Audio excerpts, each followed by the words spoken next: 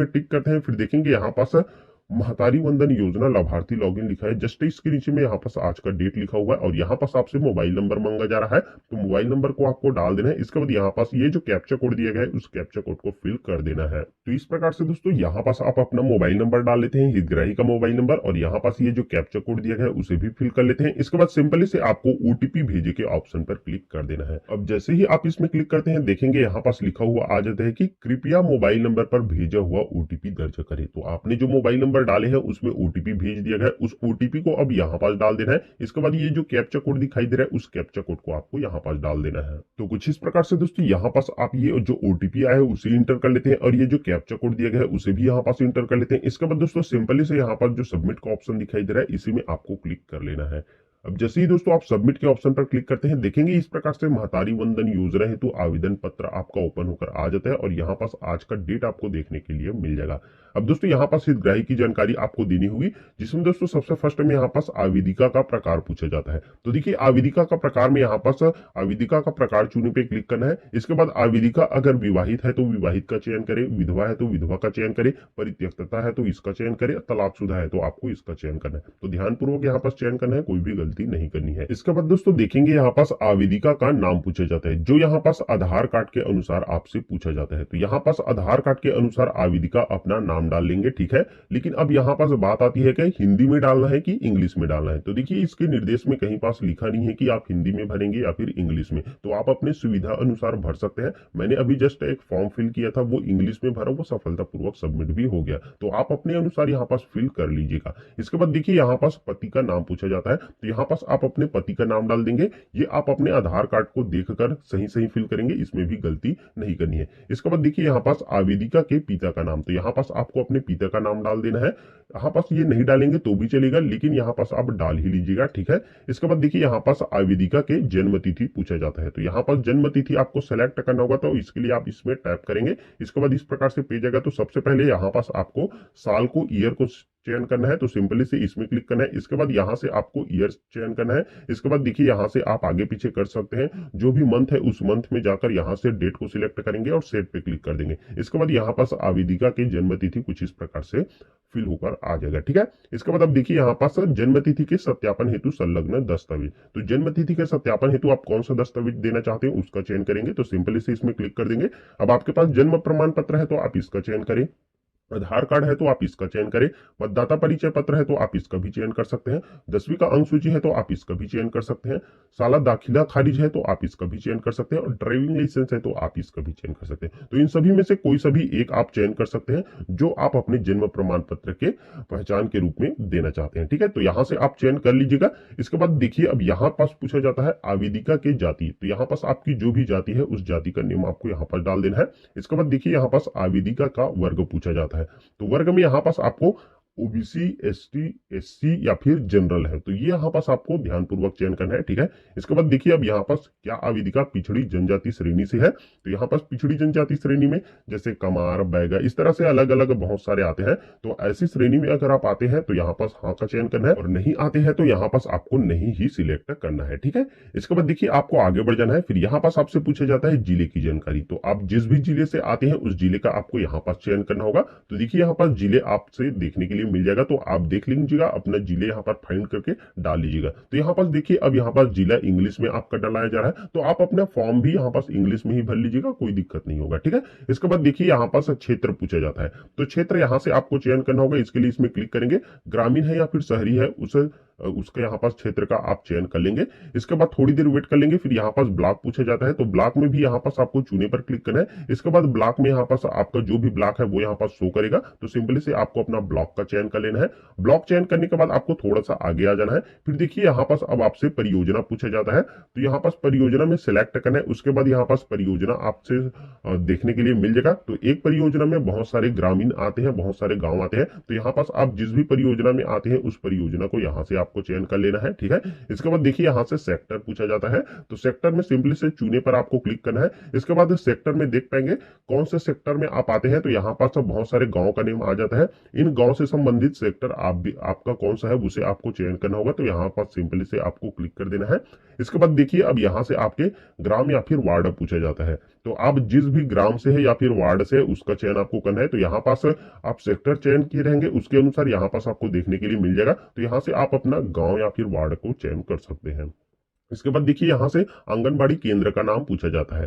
तो आपके पास के समीप के जो भी आंगनबाड़ी केंद्र है उसका चयन आपको यहाँ से कर लेना है। तो आपने यहाँ पर जो सेक्टर चयन किए थे उसके अनुसार यहाँ पास आंगनबाड़ी देखने के लिए मिल जाएगी। तो यहाँ पास आंगनबाड़ी का नियम आपको चयन कर लेना है। अब जैसे ही आप ये चयन करते हैं इसके बाद नीचे में आपको देखने के लिए मिल जाएगा आंगनबाड़ी का कोड ऑटोमेटिक आ जाता है। इसमें आपको कहीं भी तामाझामी करने की आवश्यकता नहीं है, ठीक है।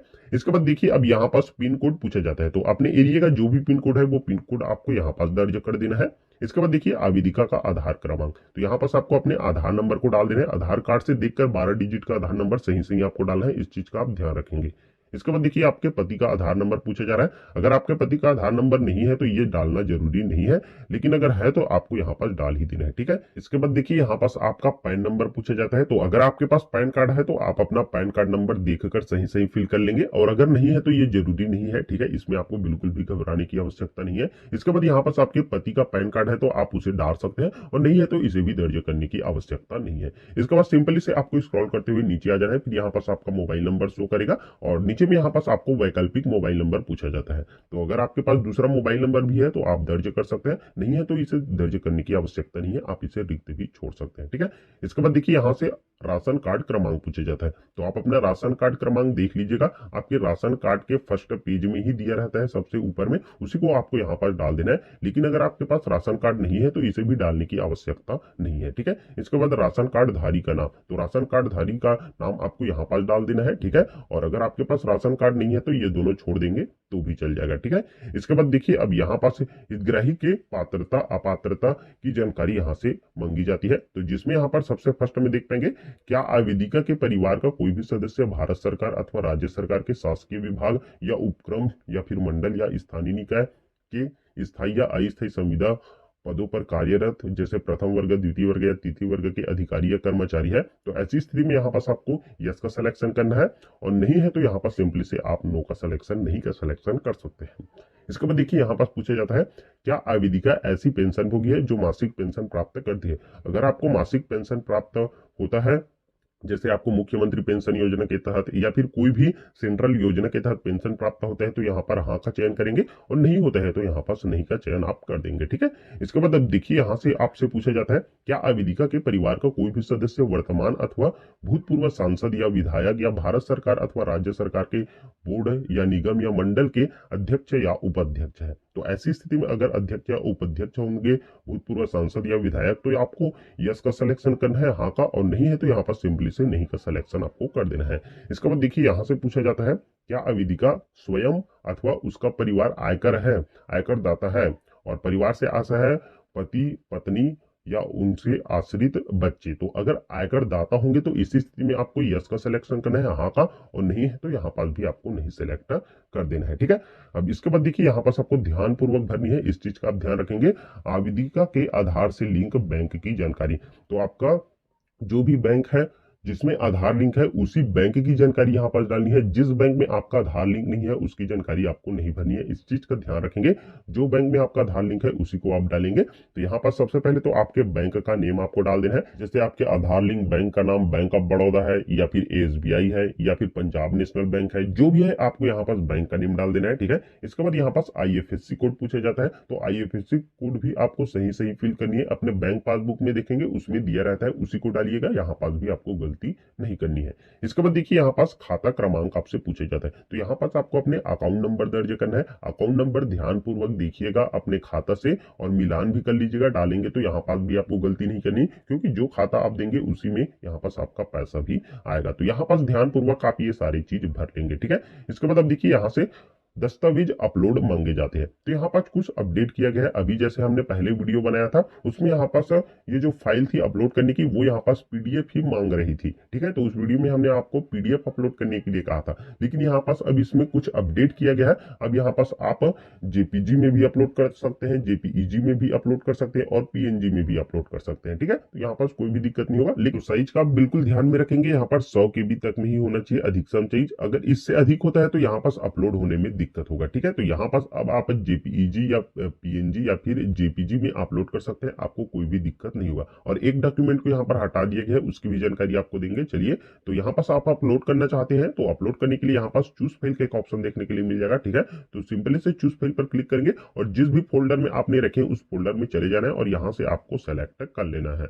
और जैसे ही यहाँ सेलेक्ट हो जाता है, यहाँ पास आपको देखने के लिए मिल जाएगा कुछ इस प्रकार से आ जाता है। यहाँ पर नो फाइल चूसन लिखा रहेगा, उसके स्थान में कुछ इस प्रकार से आ जाएगा। ठीक है, इसी प्रकार से आप अपने पति का आधार कार्ड भी अपलोड करना चाहेंगे तो सिंपली से इसमें क्लिक करेंगे। इसके बाद जिस भी फोल्डर में आपने रखे हैं उस फोल्डर में आपको चले जाना है और यहाँ से आपको अपने पति का आधार कार्ड भी अपलोड कर लेना है। ठीक है, तो जैसे ही आप इसमें क्लिक करेंगे देखेंगे आपका पति का भी आधार कार्ड कुछ इस प्रकार से अपलोड होकर आ जाएगा। तो इसी प्रकार से आपको सारे डॉक्यूमेंट जैसे आपके बैंक पासबुक और यहाँ पास आपका निवास प्रमाण पत्र, तो देखिए यहाँ बहुत लोगों का कंफ्यूजन था कि निवास प्रमाण पत्र में सक्षम अधिकारी द्वारा जारी निवास प्रमाण पत्र ही अपलोड करना है कि क्या। तो यहाँ पर स्पष्ट रूप से लिखा गया है, देख पाएंगे निवास प्रमाण पत्र है तो आप निवास प्रमाण पत्र अपलोड कीजिए, आधार और नहीं है तो आप आधार कार्ड भी अपलोड कर सकते हैं या फिर राशन कार्ड भी अपलोड कर सकते हैं या फिर मतदाता परिचय पत्र भी अपलोड कर सकते हैं। इसमें आपको किसी प्रकार से कोई भी दिक्कत नहीं होगी। ठीक है, इसके बाद आवेदिका यहाँ पास अपना फोटो अपलोड कर देंगे जैसे हमने अभी अपलोड करके बताया।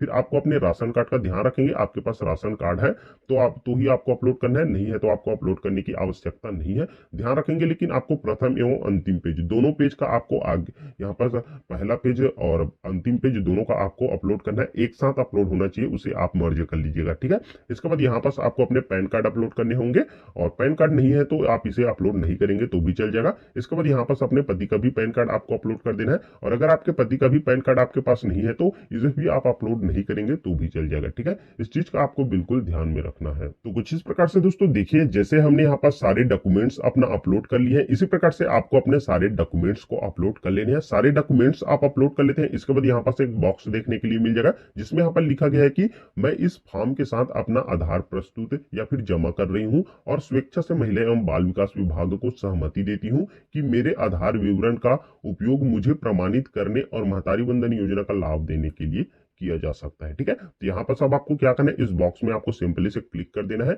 इसमें क्लिक करने के बाद यहाँ पास आपको सबमिट का एक ऑप्शन देखने के लिए मिल जाएगा, तो इसी सबमिट के ऑप्शन पर सिंपली से क्लिक कर लेना है। लेकिन ध्यान रखेंगे सबमिट के ऑप्शन पर क्लिक करने से पहले आपने जितनी भी डिटेल्स यहाँ पर फिल की है उन सभी डिटेल्स को आपको एक बार अच्छे से चेक कर लेना है। ठीक है, अगर इसमें कोई भी गलती पाया जाता है तो आपको तुरंत सुधार कर लेना है, लेकिन सारी चीजें सही होना चाहिए, तभी आपको सबमिट के बटन पर क्लिक करना है। तो सारी चीजें आप सही फिल कर लेते हैं, इसके बाद सिंपली से यहाँ पर सबमिट के ऑप्शन पर क्लिक कर देना है। तो जैसे ही आप सबमिट पर क्लिक करते हैं कुछ इस प्रकार से ग्रेट हितग्राही सफलतापूर्वक पंजीकृत किया गया आ जाता है, मतलब कि आपका फॉर्म सक्सेसफुली सबमिट हो जाएगा। सारे डिटेल्स आप सही भर रहेंगे। तो इसके बाद दोस्तों अगर आपका फॉर्म अगर सक्सेसफुली सबमिट नहीं होता है तो इसी स्थिति में यहाँ पर आप देख पाएंगे एक निर्देश दिया गया है, यदि आपके फॉर्म अपूर्ण एवं जमा किए गए दस्तावेज अस्पष्ट होंगे तो आपको सूचित होगा और तथा आपको अपने समस्त दस्तावेज एवं आवेदन पत्र की मूल हार्ड कॉपी में समीप के आंगनबाड़ी केंद्र में या फिर ग्राम पंचायत में या फिर वार्ड प्रभारी अथवा बाल विकास विभाग कार्यालय अथवा जिला कार्यालय अधिकारी कार्यालय में तत्काल स्वयं उपस्थित होकर प्रस्तुत करना है। तो यहाँ पर ये अस्पष्ट होने की स्थिति में आपको करना है, ये प्रदर्शित होगा, आप सबमिट करेंगे तो, लेकिन सक्सेसफुली सबमिट हो जाता है तो आपको ये सब नहीं करना पड़ेगा। तो कुछ इस प्रकार से दोस्तों महतारी वंदन योजना के लिए ऑनलाइन फॉर्म मोबाइल से ही घर बैठे आप भर सकते हैं, बड़ी ही आसानी से। कंप्लीट प्रोसेस हमने आपको बता दी है, कैसे फॉर्म भरना है, कौन कौन से डॉक्यूमेंट आपको लगने वाले हैं, किस प्रकार से भरना है। तो दोस्तों उम्मीद है इस वीडियो के माध्यम से आपको कंप्लीट समझ में आ गया होगा। वीडियो दोस्तों पसंद आया हो तो वीडियो को जरूर एक लाइक कीजिएगा, चैनल को भी सब्सक्राइब कर लीजिएगा आने वाले अपडेट्स की लगातार जानकारी के लिए। साथ ही साथ इस वीडियो को अपने अन्य फैमिली मेंबर्स के साथ, अपने दोस्तों के साथ भी शेयर कर दीजिएगा ताकि वो भी इसी प्रकार से अपना फॉर्म बड़े ही आसानी से भर सके। फिलहाल दोस्तों इस वीडियो में बस इतना ही, चलिए फिर से मिलेंगे आपके साथ एक नए वीडियो लेकर, तब तक के लिए दोस्तों धन्यवाद। जय हिंद, जय छत्तीसगढ़।